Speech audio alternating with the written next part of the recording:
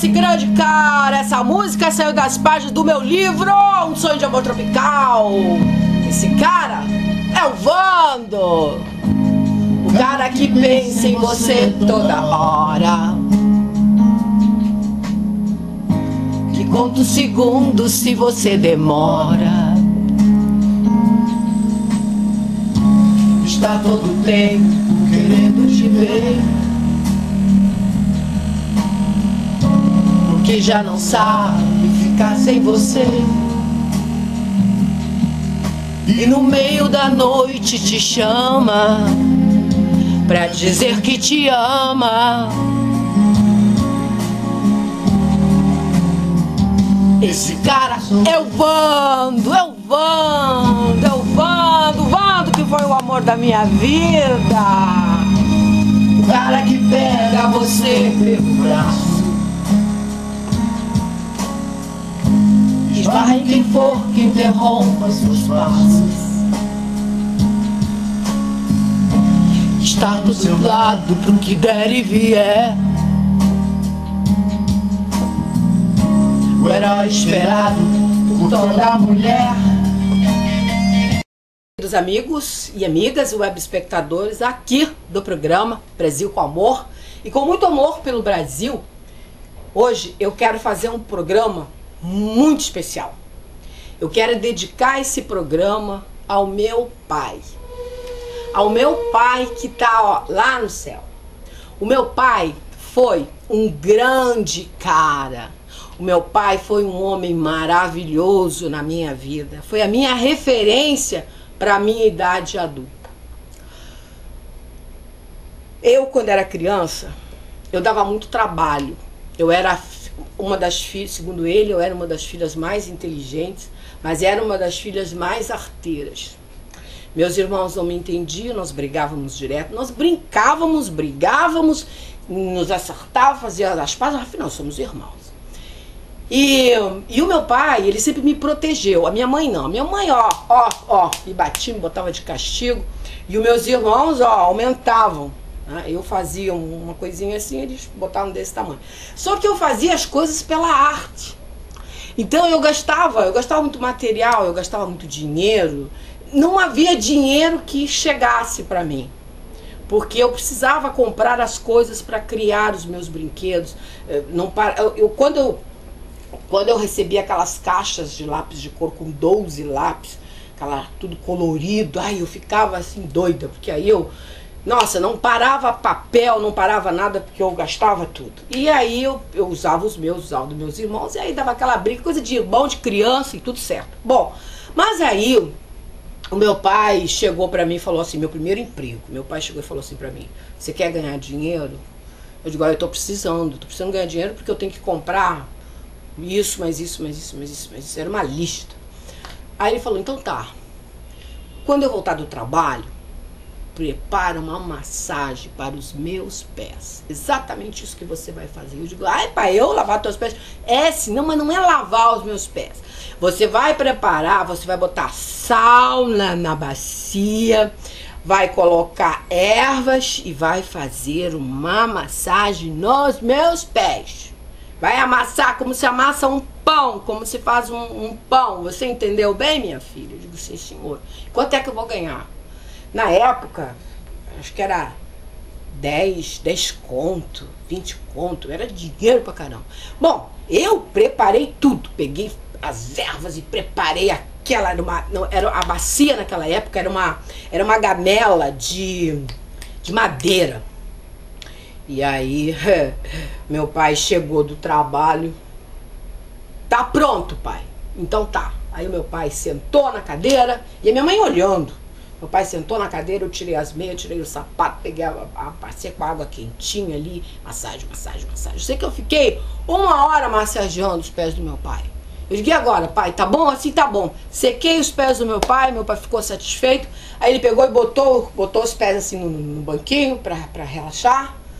E aí, pai, dinheiro. Aí ele pegou e me deu o dinheiro. Esse foi o primeiro dinheiro que eu ganhei na minha vida. Bom, e aí, claro, eu gostei, né? Porque eu comprei tudo que eu precisava. E aí, novamente, digo, pai, o que tem pra fazer? Ele, você gasta muito, então você vai ter que trabalhar. Eu digo, tá bom, então não tem problema não. O que eu tenho que fazer?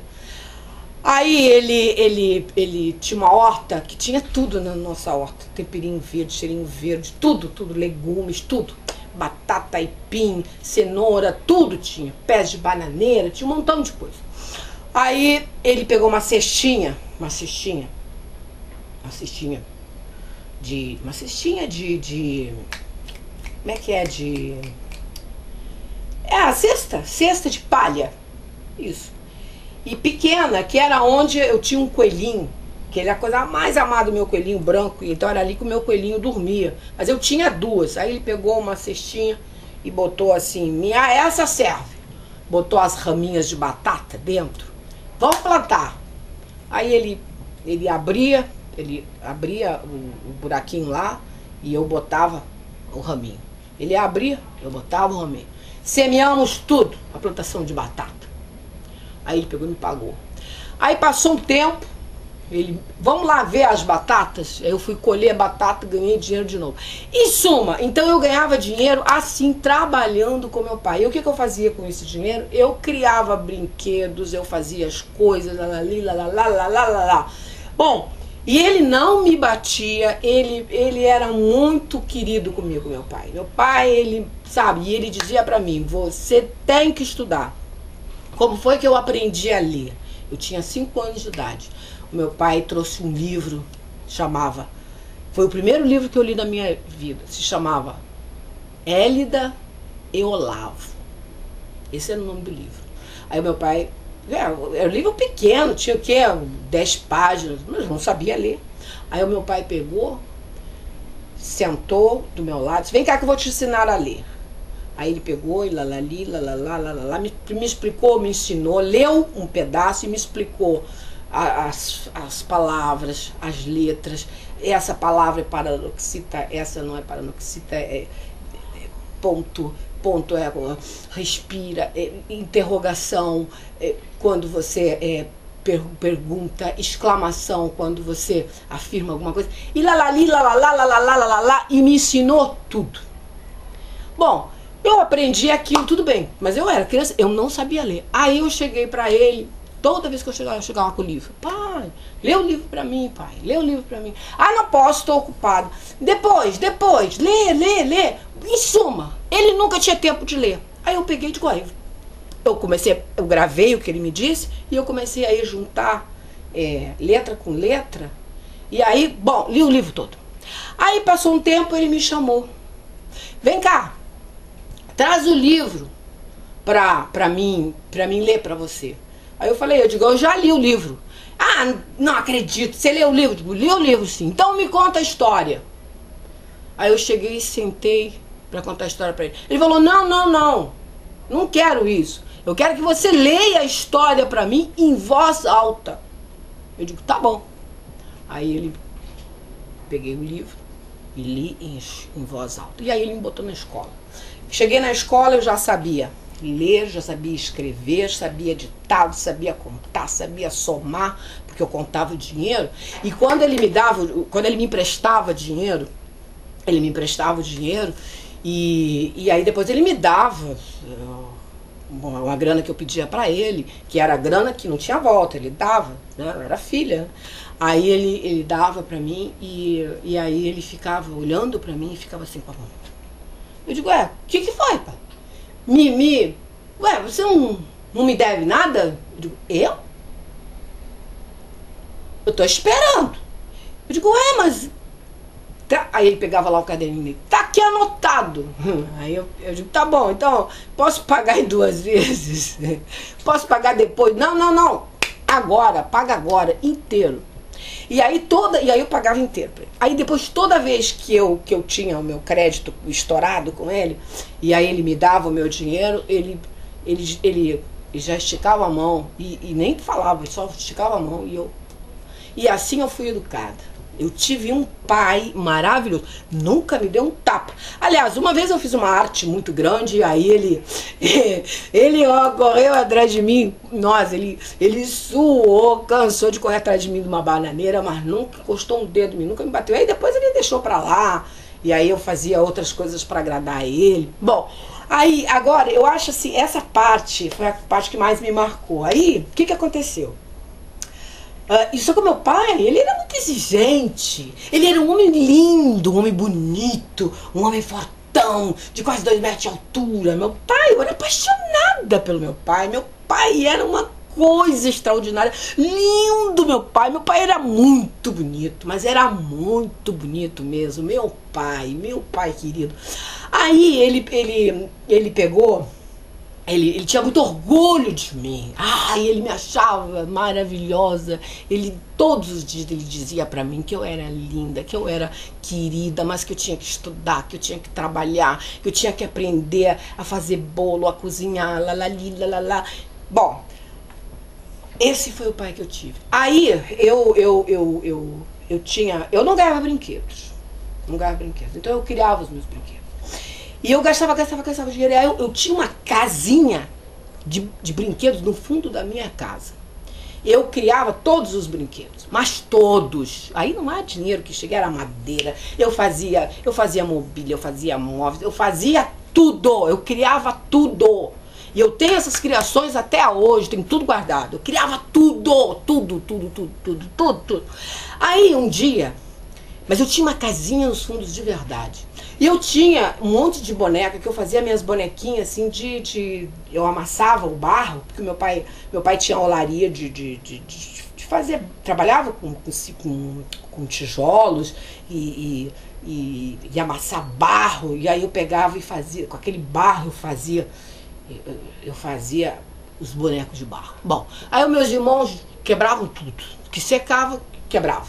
Aí fazia de cerâmica, quebrava também. Aí eu digo, bom, então vou fazer tudo de pano. Aí eu tinha uma turma de personagens que eu brincava, que dava o nome para todo mundo, meus amigos, meus irmãos, meus vizinhos, meus primos, lá. Esse era o meu mundo, dentro da minha casa. E meus irmãos, em mim, e a arte me entendia. Bom, aí, o que aconteceu? Aconteceu o seguinte, um dia, o meu pai... eu chegava por trás, assim, nós tínhamos a Baitaca, que era uma mulher que ela fazia as coisas lá em casa, ela cuidava da casa, ela ajudava a fazer pão, ajudava a fazer as coisas. E aí eu chegava por trás dela, assim, sabe, pegava um pedaço de massa e corria pra minha casinha pra fazer meus bolinhos. Eu tinha tudo, fogãozinho, e tudo funcionava. Tudo funcionava. Aí um dia meu pai chegou lá. Oi, tirou o chapéu assim. Oi, posso entrar? Tem comida aí? Eu digo, tem café da tarde. Quer café da tarde? Aí meu pai entrou, sentou no chão da minha casinha, olhou para tudo. Como você é inteligente, minha filha. E o meu pai tomou café de verdade. De verdade comigo. Que eu tinha tudo fogãozinho todo feito de tijolinho, mas cada brinquedo assim, inventivo, inteligente, claro que eu não vou contar aqui pra vocês, mas é cada brinquedo show de bola.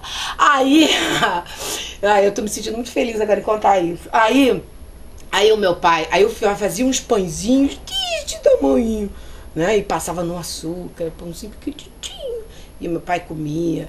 Olha, que coisa bonita, né? E, bom, aí o que aconteceu? As minhas irmãs, meus irmãos de ciúme lá, de briga, porque aí eu era a queridinha do papai, ganhava dinheiro, tudo. Aí eles pegaram, quebraram a minha casinha. Aí eu fiz tudo de novo. Tive que fazer tudo de novo. Já imaginou fazer tudo de novo? Bom, e aí, enquanto eu construía essa casinha, olha só, tinha uma plantação de margaridas nos fundos da casa. Aí eu chegava, pegava engraçado, por isso que todas as minhas obras têm um jardim de margaridas, de flores. É a minha flor preferida, margaridas e rosa.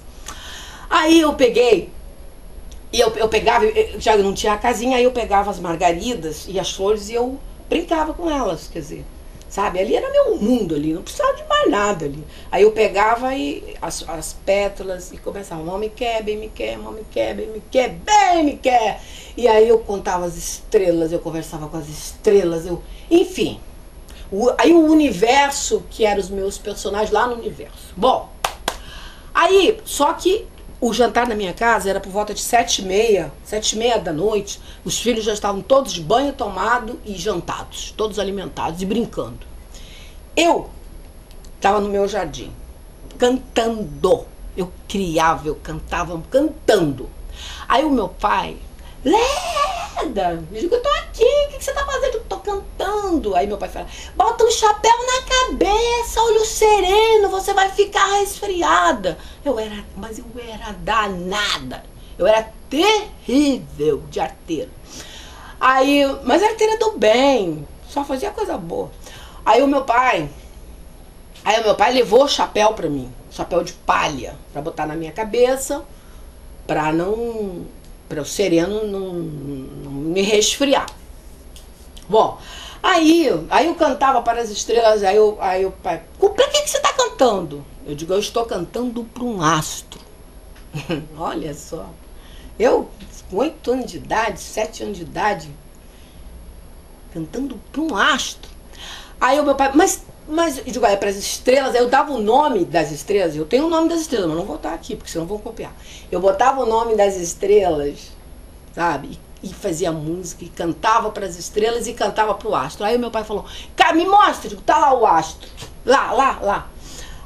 Ó, mas onde é que tá esse astro? Esse astro está lá naquele lugar, naquela cidade, da onde você escuta o rádio, aquela narração de futebol, naquela cidade, Rio de Janeiro. É lá onde está o astro que eu tô cantando. Eu era criança. Então, o Vando tinha na época o quê? 13... Não, o Vando tinha o quê? Sei lá quantos anos. Quando eu nasci, o Vando tinha 13 anos. 13, vamos contar aqui, 13. 14, 15, 16, 17, 18, 19 e 20. Então, eu tinha 7 anos de idade, 7, 8 anos de idade, e o Vando tinha aqui 20, 21 anos aqui no Rio de Janeiro.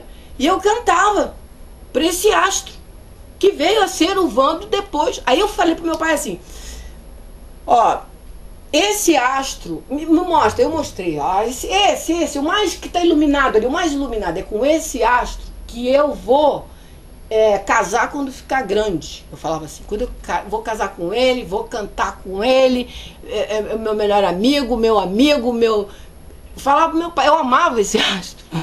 Olha só, esse era o meu namorado. Olha só como é que pode uma criança, né? Olha só pro mundo uma criança. Aí toda vez que o meu pai ligava o rádio para ouvir aquela narração e jogou a bola para lá e aquela narração assim, jogo, eu falava pro meu pai, é nessa cidade, era transmitido do Rio de Janeiro. Eu não me lembro o locutor, mas o locutor, e o meu pai escutava aquilo e eu sentava perto dele e dizia, é lá que o meu astro está, e é nessa cidade aí que quando eu crescer, quando eu ficar grande, que eu vou morar e que eu vou encontrar esse astro. E olha só, e foi o que aconteceu. Olha só como é que são as coisas. Agora, claro que eu não vou contar o resto, né? Senão depois não vai ter graça quando vocês tiverem assim, digamos assim, contato, né, com a história. Aí não vai ter graça, mas essa é a minha história. E aí o que aconteceu? Aí eu saí em busca, né? Eu saí em busca disso que eu tinha na minha cabeça quando era criança. E aí a própria vida que encaminhou, o próprio destino, a própria vida nos encaminhou para que a gente se encontrasse. E foi o que aconteceu comigo e o Vando. E a gente se encontrou, né? E engraçado. E aí depois, por isso que quando eu desenvolvi, por isso que quando eu me destravei, porque eu tava travada, né? Na parte de literatura, de escrever. Quando eu me destravei, que eu me destravei aonde? Através desse apoio que eu tive com o Dr. Roberto Marinho, né? Dr. Roberto Marinho, querido, que me ajudou, a dona Lili, e os acadêmicos da Academia Brasileira de Letras. Aí pronto, aí eu aí eu comecei a escrever um livro atrás do outro, porque os livros estavam todos prontos dentro de mim. Então hoje eu compreendo por que eu tenho 50 livros, sabe? Agora, hoje eu entendo. E esses livros infantis também, só que os livros infantis eu escrevi, eu tenho 30, eu estive contando, tenho 30. livros infantis. Olha que coisa bacana. E tem também essa parte toda de brinquedos assim, coisas assim. Gente, olha, sem me faltar devido à modéstia aqui, gente, olha, não quero me exibir aqui, eu só quero falar de mim, eu só quero comunicar o que eu sou. Sabe, eu tenho que dizer o que eu sou, porque eu sou candidata à Academia Brasileira de Letras e todos esses talentos, segundo os estudiosos, as pessoas que sabem mais do que eu, dizem que isso é coisa de gênio. E os gênios desse país não são valorizados. Eu tomara que a Academia Brasileira me honre, os acadêmicos me honrem, tomara que o Brasil me dê uma oportunidade, que o Brasil... exatamente, que o Brasil reconheça o meu talento, sabe? É isso aí que eu amo a arte, que eu vivo pra arte. Eu não sei viver sem arte. Não dá, eu amo a arte, a minha vida é a arte. Eu não posso ver uma música, eu não posso ver nada que relaciona à arte que eu quero fazer, que eu quero. O que eu posso fazer? Eu nasci assim. Só que, caramba, eu tô sofrendo muito com esses plágicos, essas coisas. Então eu quero muito, sim, uma oportunidade. Olha, deixa eu falar uma coisa pra você. Eu me emociono. Eu tô lembrando da minha infância. Eu tô lembrando da parte mais importante da minha vida. Da época que eu fui mais feliz. Na época, é uma história, gente... É uma história muito bonita, mas é uma história muito inteligente, muito bacana. E hoje eu, como adulta, eu consigo ver aquela menina que eu fui um dia. Que menina bacana, que menina show de bola. E eu fazia tudo para agradar os meus irmãos. Tudo eu fazia para agradar os meus irmãos. E meus irmãos, ó, em mim, meus irmãos me batiam. É verdade, meus irmãos me batiam direto, me botavam um apelido. Os meus irmãos, olha, teve um único irmão. Beijo pra você, que o nome dele é Alcival. Um beijo, querido. I love you so much, I love you. Esse querido meu irmão, ele me ajudava, ele pegava, ele me entendia. Eu adorava ele, amava ele. Ele pegava as madeiras pra mim e chegava, Leda, tá aqui, eu trouxe pra você uma tábua. O que você quer fazer daqui? Dá pra fazer um armarinho, dá pra fazer uma mesinha. Aí eu digo, vamos criar isso, meu irmão. Ele me ajudava. E os outros não. Os outros, me batiam. Me batiam demais. E as minhas irmãs também, elas faziam um monte de fofoca pra minha mãe. Elas faziam um monte de fofoca pra minha mãe.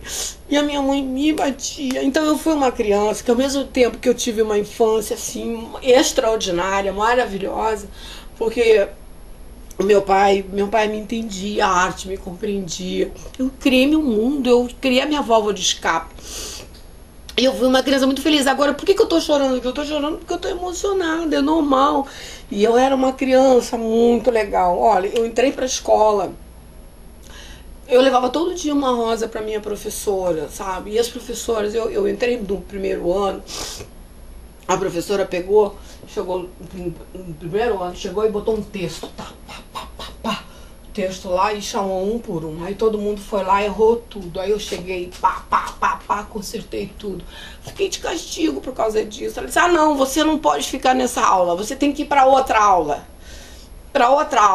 E assim eu fui pulando de aula em aula e aprontei na escola demais, eu era muito arteira, mas que artes saudáveis, nada que fosse prejudicar alguém, machucar alguém, sabe, mas eu era danada.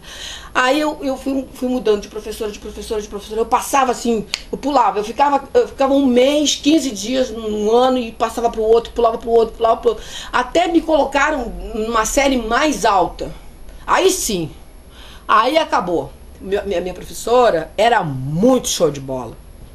E aí, eu mandei ver, não tinha problema nenhum, exatamente isso. Essa professora, ela era, valentona. E aí, era muito especial, essa professora. muito especial, porque ela me deu todo um caminho. Aí depois, ela era uma professora durona, assim, mas tudo bem. Aí depois eu passei de ano, e toda vez que eu passava de ano, eu chegava e falava assim, eu quero um monte de livros para fazer a foto. Aí eu fazia assim, fazia assim, assim, e toda de uniforme, mas com a bandeira do lado, e um monte de, uma pilha de livros. Eu com 9, 10 anos de idade, eu tenho essas fotos.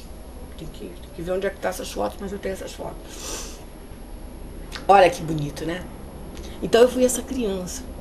Eu acordava cedo, eu era a primeira a acordar para ir para a escola. Eu amava a minha escola, meus cadernos eram todos coloridos. Eu ganhava nota 10 em tudo, eu era ótimo, excelente, muito bom, lalali, lalala, 100, certo, parabéns. E os meus irmãos ficavam um pé da vida, porque eu disputava com eles, quem é que tinha mais certo, quem é que tinha mais parabéns, mais excelente, mais ótimo. Eu ganhava isso tudo, eu tirava na escola, e chegava pro meu pai, olha aqui pai, olha pai, e meu pai, sabe, e tinha aqueles cadernos, aqueles apontador bacana, aquelas borrachas, meu material pra mim tinha que ser muito farto, porque eu gastava muito. Bom, aí, o que aconteceu nessa... Ah, sim, aí depois eu passei de ano, aí tive uma professora, essa professora me amava, eu amava ela. E aí todos os dias eu levava uma rosa para ela. E ela me botava para estudar, e era escola pública. E ela me botava para estudar, mas eu tinha, que é o que falta nas escolas hoje, é a leitura. Exatamente isso. A professora, o dever de casa era, ela pegava um livro e pegava assim, marcava as páginas, eu quero que estude daqui até aqui, tantas dessas páginas, eu quero, estuda, lê tudo, estuda e escreve aqui o que o autor quis dizer, o que você entendeu aí. E aí, no dia seguinte, ela chegava, bom dia, dever de casa. Aí ela chamava um por um na frente para ler o que escreveu. Se chamava de composição. Exatamente isso. Isso era uma composição. E assim, eu me destacava. E eu tinha, claro que eu tinha minha turminha na escola, mas eu liderava a escola inteira. Do primeiro ano à quinta série, sabe? A sétima, a oitava, botava para derreter. Fazia as brincadeiras, tinha tudo. Eu era a furdunceira da escola. Mas aquela furdunceira do bem, não incomodava ninguém. Ninguém. Era muito arteira. Eu dei trabalho na minha infância, mas trabalho que é normal. E hoje a sociedade não quer ter trabalho com os seus gênios, não conversa com eles, não estão nem aí. Não pode. Criança inteligente tem que ser bem tratada e bem cuidada e muito amada, porque são extremamente sensíveis. As pessoas geniais são extremamente sensíveis. E outra coisa, eles sacam tudo. Não tem esse negócio que não sacou, eles enxergam além. Exatamente isso.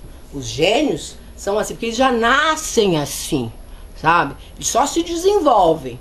As suas inteligências, seus potenciais, as suas qualidades, a sua tela da criação, a sua tela, porque o gênio ele tem, essa faísca aqui da genialidade, esse gênio tem uma tela, exatamente, dentro do cérebro. A ciência até teria que estudar isso. Ele tem uma tela lá dentro que bota para derreter, cria as coisas, ele olha e ele transforma.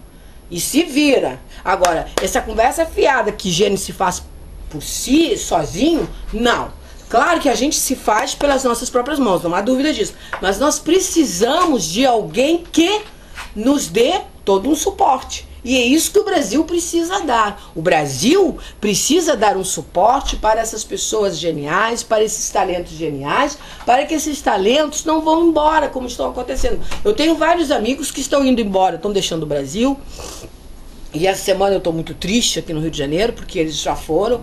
E tem outros que querem ir também, e já me chamaram, Leda, vamos embora. Eu digo, não, eu vou ficar aqui, porque eu quero o resultado agora de tudo que eu fiz. Em último caso, aí, né, claro, né, eu quero né? Aí, pô, como é que vai ser isso tudo desenvolvido?